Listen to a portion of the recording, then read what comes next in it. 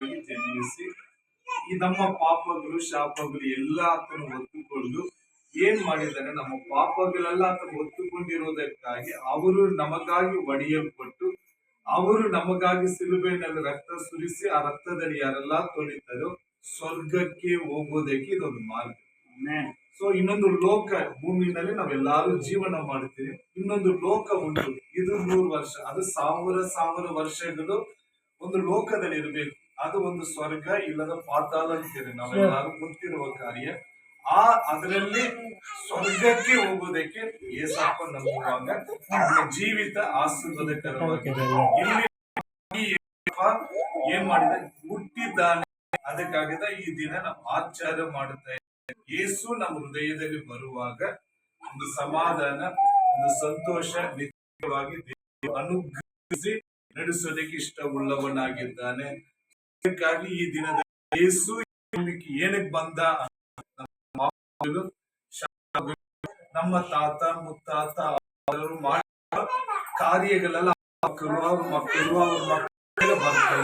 ಆ ಕಾರ್ಯಗಳೆಲ್ಲ ಮುರಿದಾಕೋದಕ್ಕಾಗಿದ ಏಸಪ್ಪ ಈ ಭೂಮಿಗೆ ಬಂದಿದ್ದಾನೆ. ಸೊ ಈ ದಿನದಲ್ಲಿ ಈ ಶ್ರೀನಿವಾಸ್ ಬ್ರದರ್ ಮನೆಯಲ್ಲಿ ನೀವೆಲ್ಲ ಕೂಡಿದ್ದೀರಂದ್ರೆ ಎಷ್ಟೋ ಜನಗಳು ಅವ್ರು ಹೇಳಿರ್ಬೋದು. ಇವತ್ತು ನೀವು ಮಾತ್ರ ಬಂದಿದ್ದಾರೆ, ದೇವರು ನಿಶ್ಚಯವಾಗಿ ನಿಮ್ಮನ್ನು ಇಷ್ಟಪಟ್ಟು ಈ ದಿನದಲ್ಲಿ ಕರ್ಕೊ ಬಂದಿದ್ದಾರೆ. ನಿಶ್ಚಯವಾಗಿ ನೀವು ಆಶೀರ್ವದಿಸಲ್ಪಡ್ತೀರ. ಯೇಸು ಅಂದ್ರೆ ಅವರು ನಮ್ಮ ಸಂಗಡ ಇರುವ ದೇವರು.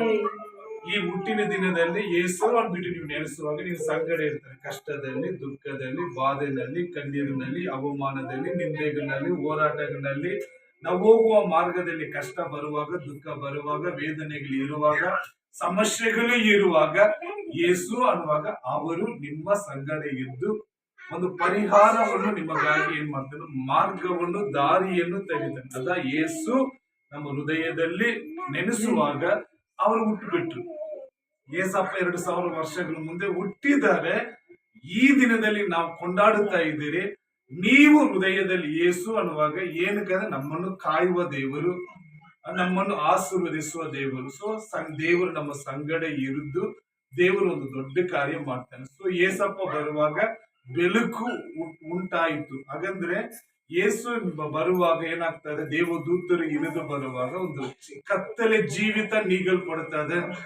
ಸೊ ನಮ್ಮ ಜೀವಿತದಲ್ಲಿ ನೋವು, ವೇದನೆ, ಭಯ, ಸಮಸ್ಯೆಗಳು ಹೇಳಲಾರದಷ್ಟು ಒಂದು ವೇಳೆ ನೋವು ಇರ್ತದಲ್ಲ, ಅದೆಲ್ಲ ಯೇಸುವಾಗ ನಿಶ್ಚಯವಾಗಿ ನೀಗಿ ನಾವು ಒಂದು ಬೆಳಕಾಗಿ ಆರೋಗ್ಯಕರವಾಗಿ ದೇವರು ಮಾಡುತ್ತಾರೆ. ಸೊ ಅದಕ್ಕಾಗಿ ಈ ದಿನದಲ್ಲಿ ನಿಮ್ಮ ಜೀವಿತದಲ್ಲಿ ಯೇಸು ಹುಟ್ಟಿದ್ದಾರೆ ಅನ್ನುವಾಗ ನೀವು ಪರಲೋಕಕ್ಕೆ ಬರುವುದಕ್ಕಾಗಿ, ಸ್ವರ್ಗಕ್ಕೆ ಬರುವುದಕ್ಕಾಗಿ, ನೀವು ಚೆನ್ನಾಗಿರುವುದಕ್ಕಾಗಿ, ನೀನು, ನಿಮ್ಮ ಕುಟುಂಬ, ನಿಮ್ಮ ಮಕ್ಕಳು, ಕುಟುಂಬದಲ್ಲಿ ಇರುವವರು ಆಶೀರ್ವಾದವಾಗಿರೋದಕ್ಕಾಗಿ ಯೇಸಪ್ಪ ಈ ದಿನದಲ್ಲಿ ನಮ್ಮನ್ನು ನೆನೆಸಿದ್ದಾರೆ. ಸೊ ಅದಕ್ಕಾಗಿ ಯೇಸು ನಮ್ಮ ಹೃದಯದಲ್ಲಿ ಇರುವಾಗ ಒಂದು ದೊಡ್ಡ ಆಶೀರ್ವಾದ. ಒಂದು ನಿಮಿಷ ಹಂಗೆ ಕಣ್ಗಳು ಮುಚ್ಚಿ ಒಂದೇ ಒಂದು ಕಾರ್ಯ. ಯೇಸಪ್ಪ ಹುಟ್ಟಿನ ದಿನದಲ್ಲಿ ಅದು ಶ್ರೀನಿವಾಸ್ ಬ್ರದರ್ ಮನೆಯಲ್ಲಿ ನಾವು ಬಂದಿರೋದು. ಎಷ್ಟೋ ಜನಗಳು ಬ್ರದರ್ ಹೇಳಿದ್ದಾರೆ, ಆ ಜನಗಳೆಲ್ಲ ಇನ್ನು ಮತ್ತೆ ಬರ್ಬೋದು. ಆದ್ರೆ ಇವತ್ತು ಈ ಕ್ಷಣದಲ್ಲಿ ನೀವು ಬಂದಿದ್ದೀರ ಅಂದ್ರೆ ಒಂದು ನಿಮ್ಮ ಸಾಮರ್ಥ್ಯನೋ ಇಲ್ಲ ಏನೋ ಒಂದು ಕಾರ್ಯ ಆಗಿ ಬರ್ಲಿಲ್ಲ. ಕರ್ತನೇ ನಿಮ್ಮನ್ನು ಈ ಸ್ಥಳ ಕರ್ಕೊಂಡು ಬಂದಿದ್ದಾನೆ. ನಿಶ್ಚಯವಾಗಿ ನೀವು ಕೂಡ ಆಶೀರ್ವದಿಸಲ್ಪಟ್ಟವರು.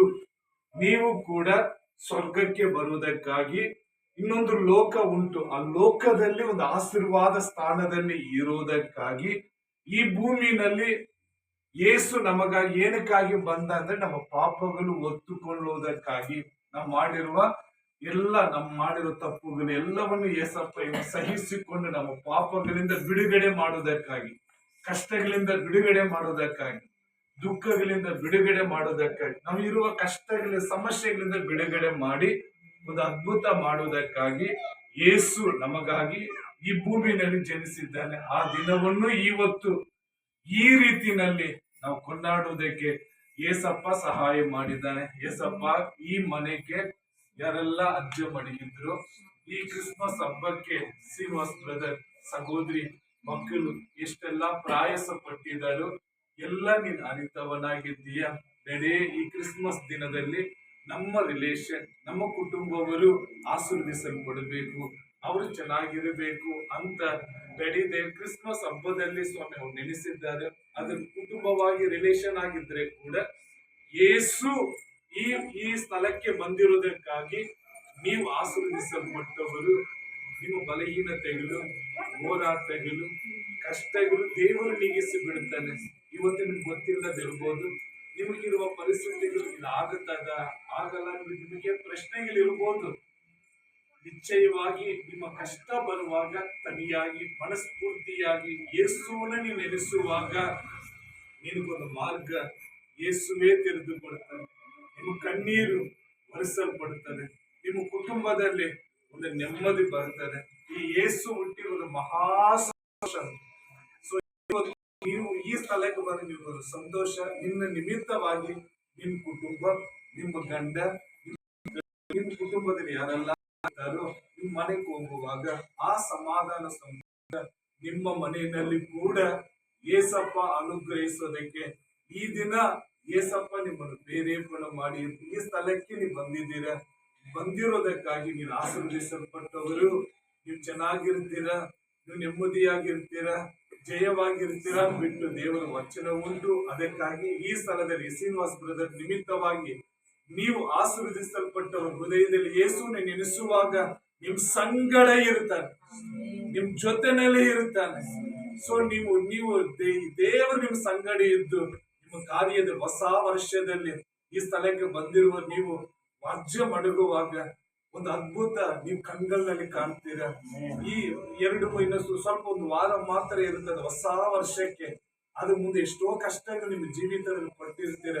ಈಗ ನೀವು ನೆನೆಸುವಾಗ ಈ ಕಷ್ಟ ತೀರಲ್ಲ, ಸಾಯುವವರೆಗೂ ಹಿಂಗೆ ಇರ್ತಾರೆ. ನೀವು ನೆನೆಸ್ತಿರ್ತೀರ, ದೇವರು ನಿಶ್ಚಯವಾಗಿ ನೀಗಿಸಿ ಬಿಡ್ತಾನೆ.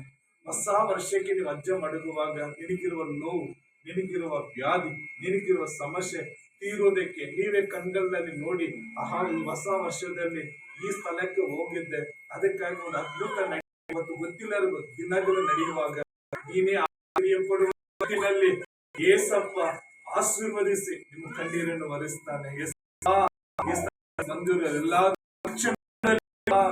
ಬಿಡುವಂದಲಿಪ್ಪ, ಅದ್ಭುತ ನಡೆಯಲಿಪ್ಪ. ವರ್ಷ ಜೀವಿತದಲ್ಲಿ ಕಾರ್ಯಗಳು ಮಾಡುವ ತಡೆಗಳೆಲ್ಲ ಅದ್ಭುತ ಮಾಡು ಸ್ವಾಮಿ, ಅದ್ಭುತ ಮಾಡು ಸ್ವಾಮಿ. ಅದ್ಭುತಗಳು ಇವರು ಜೀವಿತದಲ್ಲಿ ಮಾಡಿ ಈ ಸ್ಥಳಕ್ಕೆ ಯಾರೆಲ್ಲ ಬಂದು ಅವರೆಲ್ಲ ರಕ್ಷಣೆ ಒಂದು ಚೆನ್ನಾಗಿರಲಿ, ಸಮಾಧಾನವಾಗಿರಲಿ, ಮಹಾ ಸಂತೋಷ ಪಡಲಿ. ಹೊಸ ವರ್ಷಕ್ಕೆ ಅಚ್ಚ ಮಡುಗುವ ರಕ್ಷಣೆ ಹೊಂದವರಾಗಿ ಉನ್ನತ ಸ್ಥಾನಕ್ಕೆ ಬರುವವರಾಗಿ ಬೇರೆ ಜಯವುಳ್ಳವர்களಾಗಿರೋದಕ್ಕೆ ಸಹಾಯ ಮಾಡಿ. ಶ್ರೀನಿವಾಸ್ ಬ್ರದರ್ ನಿಮಿತ್ತ ಈ ಕ್ರಿಸ್ಮಸ್ ಹಬ್ಬದ ದಿನದಲ್ಲಿ ಈ ಮನೆಗೆ ಯಾರೆಲ್ಲ ಬಂದಿದ್ದಾರೋ ಅವ್ರ ಮೊದಲು ರಕ್ಷಣೆ ಒಂದು ಆಶೀರ್ವಾದವಾಗಿರಬೇಕು, ಅವ್ರ ಕುಟುಂಬಗಳು ಆಶೀರ್ವಾದವಾಗಿರಬೇಕು, ಅವ್ರ ಮಕ್ಕಳು ಆಶೀರ್ವಾದವಾಗಿರಬೇಕು ಅಂತ ನಾವು ಆಶೀರ್ವದಿಸಿ ಈ ಹುಟ್ಟಿನ ದಿನ ಮಹಾ ಸಂತೋಷ ಇವರು ಮೇಲೆ ಮೂಡಿರಲಿ. ಯೇಸಪ್ಪ ನಾಮದಲ್ಲಿ ಪ್ರಾರ್ಥನೆ ಮಾಡ್ತೀನಿ, ಪ್ರೀತಿ ಉಳ್ಳ ತಂದೆಯೇ, amen, amen. God bless you. God bless you. Okay, brother.